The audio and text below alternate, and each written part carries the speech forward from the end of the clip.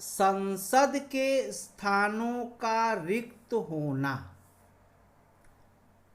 निम्नलिखित स्थितियों में संसद सदस्य स्थान रिक्त करता है। कोई भी व्यक्ति एक समय में संसद के दोनों सदनों का सदस्य नहीं हो सकता। इस कारण लोक प्रतिनिधित्व अधिनियम 1951 में निम्नलिखित प्रावधान हैं। क यदि कोई व्यक्ति संसद के दोनों सदनों में चुन लिया जाता है तो उसे 10 दिनों के भीतर यह बताना होगा कि उसे किस सदन में रहना है। सूचना न देने पर राज्यसभा में उसकी सीट खाली हो जाएगी। ख अगर किसी सदन का सदस्य दूसरे सदन का भी सदस्य चुन लिया जाता है तो पहले वाले सदन में उसका पद रिक्त हो जाता है। अगर कोई व्यक्ति एक ही सदन में 2 सीटों पर चुना जाता है तो उसे स्वेच्छा से किसी एक सीट को खाली करने का अधिकार है, अन्यथा दोनों सीटें रिक्त हो जाती हैं। इसी प्रकार कोई व्यक्ति एक ही समय संसद या राज्य के विधानमंडल के किसी सदन का सदस्य नहीं हो सकता। अगर कोई व्यक्ति निर्वाचित होता है तो उसे 14 दिनों के अंदर राज्य के विधानमंडल की सीटों को खाली करना होता है, अन्यथा संसद में उसकी सदस्यता समाप्त हो जाती है। यदि कोई व्यक्ति संविधान में दी गई विनिर्दिष्ट निर्हरता से ग्रस्त पाया जाता है, निर्हरता से ग्रस्त पाया जाता है तो उसका स्थान रिक्त हो जाता है। यहाँ विनिर्दिष्ट निर्हरता में संविधान की 10वीं अनुसूची में दर्ज निर्हरता में दल बदल भी शामिल है। तो ये रहा निर्हरता। अब पद त्याग। कोई सदस्य यथास्थिति राज्य के सभापति या लोकसभा के अध्यक्ष को संबोधित त्याग पत्र द्वारा अपना स्थान त्याग सकता है। त्याग पत्र स्वीकार होने पर उसका स्थान रिक्त हो जाता है। हालांकि सभापति या अध्यक्ष त्याग पत्र को स्वीकार नहीं भी कर सकता है, बशर्ते उसे ऐसा लगे कि त्याग पत्र स्वेच्छा से नहीं दिया गया है या वास्तविक नहीं है। अनुपस्थिति यदि कोई सदस्य सदन की अनुमति के बिना 60 दिन की अवधि से अधिक समय के लिए सदन की सभी बैठकों में अनुपस्थित रहता है तो सदन उसका पद रिक्त घोषित कर सकता है। 60 दिनों की अवधि की गणना में सदन के स्थगन या सत्रावसान की लगातार 4 दिनों से अधिक अवधि को शामिल नहीं किया जाता है। अन्य स्थितियां, किसी सदस्य को संसद की सदस्यता रिक्त करनी होती है यदि न्यायालय उस चुनाव को अमान्य या शून्य करार देता है। यदि उसे सदन द्वारा निष्कासित कर दिया जाता है। यदि वह राष्ट्रपति या उपराष्ट्रपति चुन लिया जाता है, यदि उसे किसी राज्य का राज्यपाल बनाया जाता है, अगर कोई निरहर व्यक्ति संसद में निर्वाचित होता है तो संविधान की किसी प्रक्रिया द्वारा उसके चुनाव को शून्य या अमान्य नहीं करा दिया जा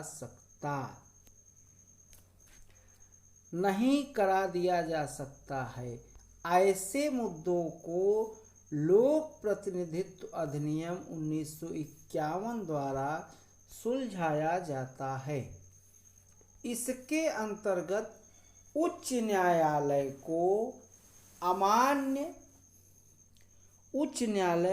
चुनाव को अमान्य कर सकता है।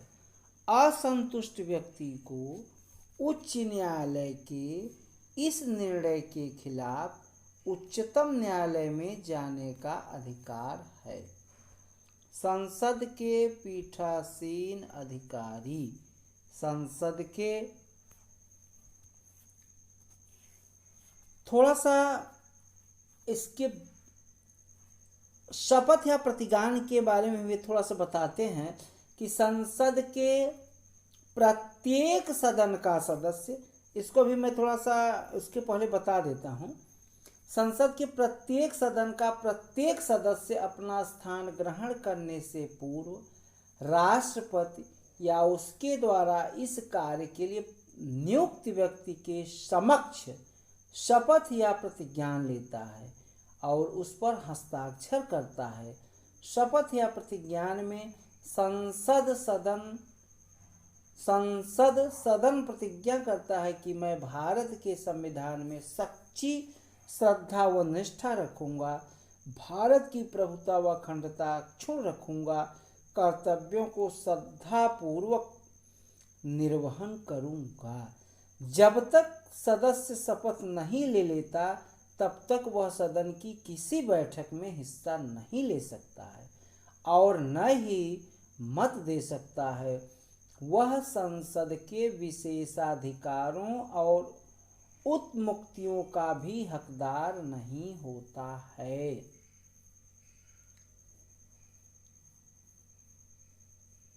अब थोड़ा सा देखते हैं संसद के पीठासीन अधिकारी। संसद के प्रत्येक सदन के अपने पीठासीन अधिकारी होते हैं।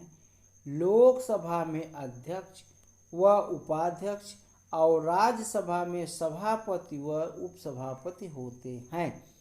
इसके अलावा लोकसभा में सभापति का पैनल व राज्यसभा में उपसभापति का पैनल भी नियुक्त किया जाता है। लोकसभा अध्यक्ष पहली बैठक के पश्चात उपस्थित सदस्यों के बीच से अध्यक्ष का चुनाव किया जाता है। जब अध्यक्ष का स्थान रिक्त होता है तो लोकसभा इस रिक्त स्थान के लिए किसी अन्य सदस्य को चुनती है। राष्ट्रपति लोकसभा अध्यक्ष के चुनाव की तारीख निर्धारित करता है। आमतौर पर अध्यक्ष लोकसभा के जीवन काल तक पद धारण करता है। हालांकि उसका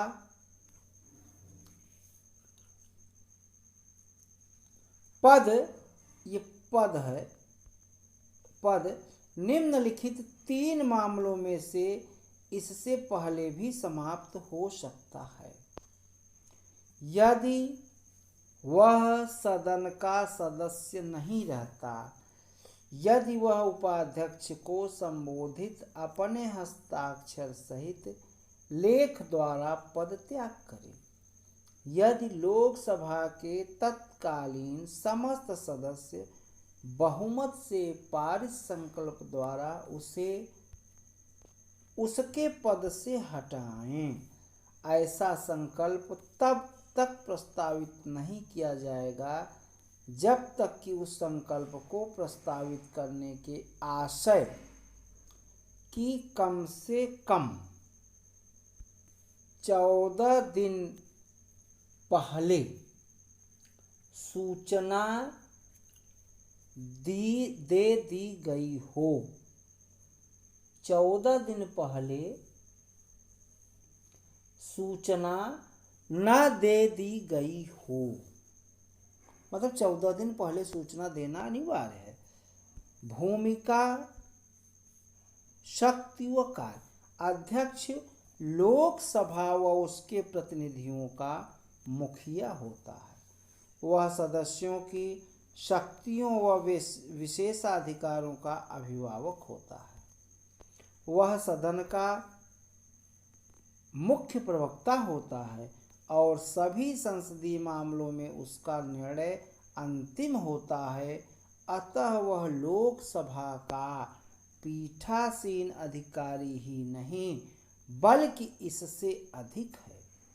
इस पद पर अध्यक्ष के पास असीम और महत्वपूर्ण जिम्मेदारियां होती हैं तथा वह सदन के अंदर सम्मान, उच्च प्रतिष्ठा व सर्वोच्च अधिकार का उपभोग करता है।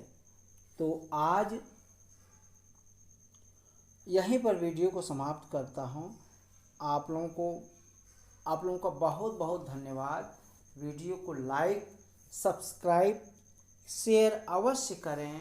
कंपटीशन की दृष्टि से वीडियो बहुत ही महत्वपूर्ण